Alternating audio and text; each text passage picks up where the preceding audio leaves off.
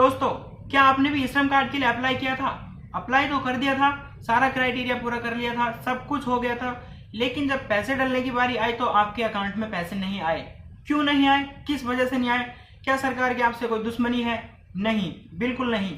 सबके अकाउंट में पैसे आ गए हैं, सिर्फ आप ही के अकाउंट में क्यों नहीं आए? इसकी वजह क्या है? इसका कारण क्या है? दोस्तों, आज इस वीडियो के माध्यम से मैं आपको इन सभी सवालों के जवाब देने वाला हूं कि जिन लोगों के अकाउंट में श्रमिक कार्ड का पैसा नहीं आया है वो क्यों नहीं आया और किस वजह से नहीं आया। तो जानने के लिए वीडियो के बने रहिए अंत तक। दोस्तों, मैं हूं आशु और आप देख रहे हैं टेक की दुनिया में मिस्टर आशु टेक। चैनल पे नए हैं तो प्लीज चैनल को सब्सक्राइब कर लेना, साथ ही घंटी को दबा लेना ताकि तब भी हमारी कोई ऐसी इन्फॉर्मेशन वीडियो आए आप तक सबसे पहले पहुंच सके। तो दोस्तों, वीडियो को शुरू करते हैं, चलिए। तो दोस्तों, ई श्रम कार्ड जिन लोगों ने बनवाया था, बनवाया तो बहुत सारे लोगों ने लिया है, लेकिन पैसा कुछ ही लोगों का आया है, सभी का नहीं आया है। यह सही बात है, बिल्कुल सही बात है। और सबसे पहले पैसा जो है उत्तर प्रदेश में आया है, क्योंकि हमारे देश का सबसे बड़ा राज्य उत्तर प्रदेश ही है और ये जो योजना है हमारे उत्तर प्रदेश से ही स्टार्ट की गई है। दोस्तों, श्रमिक मतलब जो कि गरीब रेखा के अंतर्गत आते हैं, जिनका काम लगा तो लगा, नहीं तो छूट गया। एक दिन लगा, 2 दिन बैठ गए, 2 दिन काम किया तो पूरे 10 दिन बैठ गए। ऐसे लोगों के लिए ये श्रम कार्ड बनाया गया था। जैसे भट्टे पर काम करने वाले लोग, जंगल में काम करने वाले लोग, मजदूर जो होते हैं, वो सब उन लोगों के लिए, जो श्रमिक लोग गरीब रेखा के अंतर्गत में आते हैं, उन लोगों के लिए खासकर स्पेशली ये योजना बनाई गई थी। और जो हमारी गवर्नमेंट है, इन्हीं लोगों को टारगेट कर रही है ये श्रमिक कार्ड का पैसा देने के लिए। अभी दोस्तों, ऐसे में हो क्या रहा है? जिन लोगों को कोई टेंशन नहीं है, खाने पीने की कोई दिक्कत नहीं है, कपड़ा पहने अच्छा पहने, पैसा भी अच्छा आ रहा है, उन लोगों ने भी इस चीज को अप्लाई कर दिया है। क्यों? क्योंकि ये ऑनलाइन किया जा रहा है, किसी से कोई दिक्कत नहीं है, बस एक बार देख लो तो इसको अप्लाई कर सकते हैं। लेकिन दोस्तों, गवर्नमेंट के पास पूरा डाटा होता है। जो आपका आधार कार्ड होता है ना, इस आधार कार्ड से आपका जो भी, जहाँ कहीं से भी इनकम आ रही है और जहाँ कहीं भी आप पैसा कमा रहे हैं, उसका पूरा बायोडेटा सरकार के पास पहुंच गया। आपने भले ही श्रम कार्ड बना दिया है, लेकिन पैसा उसी के अकाउंट में आएगा जो लोग उस लायक हैं, जो गरीब रेखा के अंतर्गत हैं।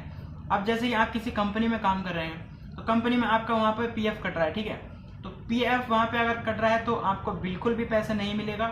ये बात आप भूल जाइए। अगर आप किसी कंपनी में काम कर रहे हैं तो आपको पैसा बिल्कुल नहीं मिलेगा, क्योंकि उस कंपनी में आपका पीएफ कट रहा है। तो आपकी एक पेंशन भी जा रही है, गवर्नमेंट को उसका पता चल गया है कि ये तो मंथली पैसे भी कमा रहे हैं और इनका पीएफ भी कट रहा है। तो ये बात आप ध्यान रख लेना। अगर आप किसी कंपनी में काम कर रहे हैं और आपने ई श्रमिक कार्ड के लिए अप्लाई किया है तो आप गवर्नमेंट से ई श्रम कार्ड के पैसे की उम्मीद बिल्कुल मत रखना, बिल्कुल नहीं आएंगे। दूसरा, अगर आपकी आय, जो कि आय प्रमाण पत्र होता है, उसमें मंथली आय या सालाना आय लिखी हुई होती है, उसमें आप कभी ध्यान से देखना, वहां पे सालाना या मंथली आय वहां पर होगी। अगर वहां पर आपकी 60,000 से एक महीने की आय ज्यादा है, दोस्तों, अगर आपके आय प्रमाण पत्र में 60,000 महीने की इनकम लिखी हुई है तो गवर्नमेंट को उस चीज का पता है। अब गवर्नमेंट एक साल का पता लगा लेती है कि एक साल में इनका कितना पैसा आ रहा है। तो 12×6 = 72, यानी कि 7,20,000 आपकी एक साल की इनकम हो गई है। तो दोस्तों, इस हिसाब से वह पता कर लेती है कि 7 लाख एक साल के आ रहे हैं, तो कोई दिक्कत आपको नहीं है, कोई भी आपको परेशानी नहीं है, कोई किसी भी तरीके की आप उस गरीब रेखा के अंतर्गत नहीं आएंगे तो आपको वो पैसा नहीं मिलेगा। आप उस चीज से उम्मीद रखना छोड़ दीजिए। पैसा उन्हीं को मिलेगा जो उस लायक हैं, गाय भैंस बकरी चराने वाले लोग, भट्टे पर काम करने वाले लोग, मजदूर, जो कि एक दिन लगा तो लगा, नहीं तो उनका काम नहीं लगा, बैठ जाते हैं, एक दिन भूखे बैठ जाते हैं। ये उन्हीं लोगों को सरकार टारगेट कर रही है। बने थे अब तक ई श्रमिक कार्ड 40 करोड़ लोगों ने बनवा चुके हैं, लेकिन जिसमें से पैसा गया है वो सिर्फ 8 करोड़ लोगों को ही गया है, जो कि इस चीज के लायक हैं, इस गरीब रेखा के अंतर्गत है। ये सरकार ने बहुत ही अच्छा नियम निकाला है। सिर्फ उन्हीं लोगों को टारगेट कर रही है जो लोग उस चीज के लिए हैं, उस चीज का फायदा उठा सके। बनवा तो आप कोई भी लो, चाहे कोई भी बनवाए, मुकेश अंबानी बनवाए, मैंने भी बनाया हुआ है, लेकिन मुझे जैसे ही पता चला तो मैं सोचा आपको भी बता दूं, आप इसके बहम में ना रहें कि आपका पैसा आएगा। तो ऐसी बिल्कुल गलत बात है। और बहुत से लोग ऐसे सोच रहे हैं कि इलेक्शन का टाइम है कि इस वजह से पैसे अकाउंट में आ रहे हैं। बिल्कुल ऐसी बात नहीं है। इलेक्शन हो या कुछ भी हो, गवर्नमेंट के द्वारा जो कोई योजना एक बार निकाल दी जाती है तो उसको बंद नहीं करते हैं, बिल्कुल भी बंद नहीं करते। आपने पीछे भी बहुत सारी योजनाएं देखी होंगी जो कि अब तक चल रही हैं। सरकार भी चेंज हो जाए, बिल्कुल नहीं होगा। जबकि अगर सरकार चेंज होगी तो उसमें और भी अच्छा करेगी काम, क्योंकि कोई भी सरकार नहीं चाहती कि हम कोई भी काम को नीचे गिराएं, वो ऊपर ही बढ़ाएगी, जो कि पहले से निकल चुकी है। तो ऐसा बिल्कुल भी ना सोचे कि इलेक्शन चल रहे हैं तो इस वजह से सरकार अपना थोड़ा पैसे देकर वोट खरीद रही है, ऐसा बिल्कुल भी नहीं है।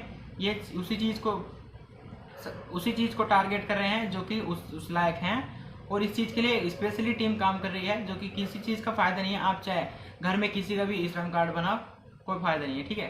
तो इस बात को आप ध्यान रखना। अगर आपका पीएफ कट रहा है, आपकी अच्छी सालाना पैसा आ रहा है, तो आप इस चीज़ के लिए भूल जाइए, आप इस चीज़ का क्राइटेरिया नहीं पूरा करते हैं।